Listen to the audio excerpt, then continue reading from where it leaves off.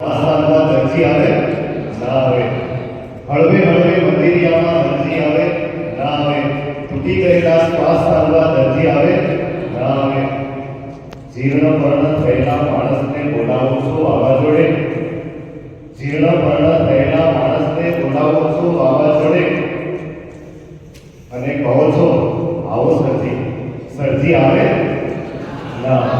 નવું મંદિર કર્યાની જાહેરાત તો છાપામાં, નવું મંદિર કર્યાની જાહેરાત તો છાપામાં, બાયોડેટા લઈને ઈશ્વરની અરજી આવે ના આવે, હળવે હળવે મંદિરિયામાં અરજી આવે, તૂટી ગયેલા શ્વાસ તારવા અરજી આવે. તો તમારે સાંભળવાનું છે અને આ સ્પર્ધકો આવશે અને તમે સાંભળશો. આગળ પ્લાસ્ટિક વગર મને જીવાતું નથી. કશું પણ વસ્તુ આપણે ડિલિવરી મંગાવીએ, કશે પણ જઈએ, દુકાનોમાં જે ચીજ વસ્તુ લાવીએ તો દરેક વસ્તુમાં પ્લાસ્ટિકનો ઉપયોગ કરે છે, પ્લાસ્ટિકની થેલીનો ઉપયોગ કરે છે. પણ જ્યારે આપણે આપણા ઘરેથી કાપડની થેલી લઈને જશું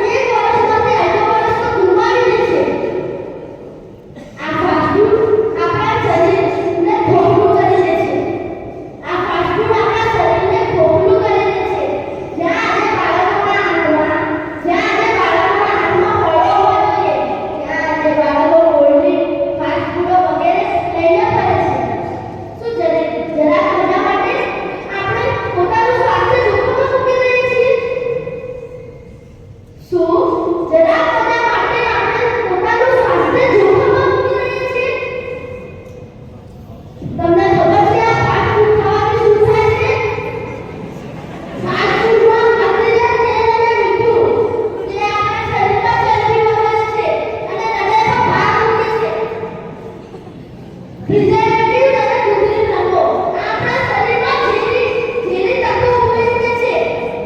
સ્થૂળતા ખબર હશે, પણ ઘણા લોકો આવા કેટલા જાડા છે. ખબર છે કે કારણ ફાસ્ટ છે. ચરબી વધારે છે ને જાડા વગર ફાટું ખાઈ જાડા થઈ જાય છે. ડાયાબિટીસ અને બ્લડ પ્રેશરનું કારણ પણ ફાસ્ટ છે. આટલી મોટી મોટી બીમારીઓ ફાસ્ટ ફૂડથી થાય છે તો તમે કેમ ખાવ છો આ વાત? શું ખાવું છે? ભોજન એ આપણા શરીરનું ઇંધણ છે. જો આ ઇંધણ ઓછી પડે તો આપણા જીવનની લાઈફ ક્યાં સુધી ચાલશે? અને આપણા બાળકો રોજની શાક રોટલી કરતા પેલું બર્ગર આવે ને તે વધારે સારું છે. અને આ સવારની ગરમ ગરમ રોટલી કરતા પિઝા વધારે સારું લાગે છે.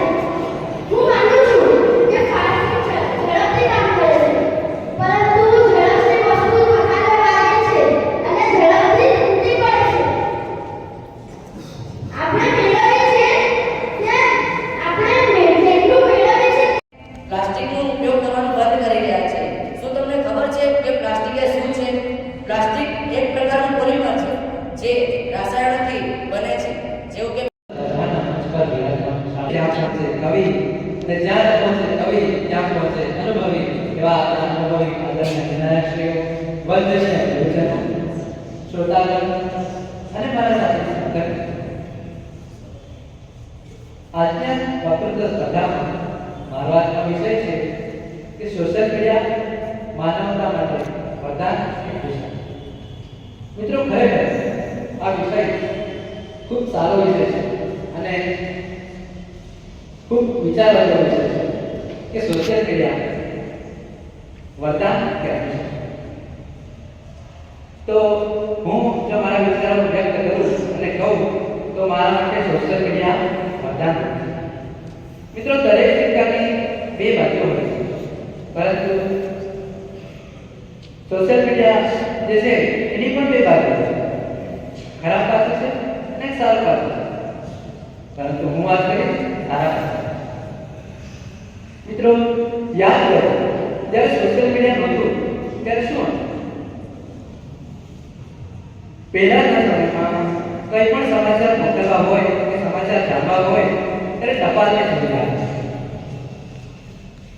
ત્યારે ટપાલની સુવિધા હતી અને કંઈ પણ સમાચાર આપણે મોકલવા હોય અથવા કોઈના સમાચાર જાણવા હોય તો આપણે 5 દિવસ 10 દિવસ 15 દિવસ અને ક્યારેક ક્યારેક તો મહિનાઓ પણ વીતી જતા.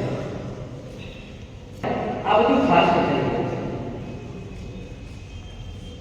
મિત્રો, યાદ કરો કે ટપાલ પછી ધીરે ધીરે ફેક્સ પર જમાનો આવ્યો અને આપણે કોઈ પણ ડોક્યુમેન્ટ મોકલવું હોય તો એ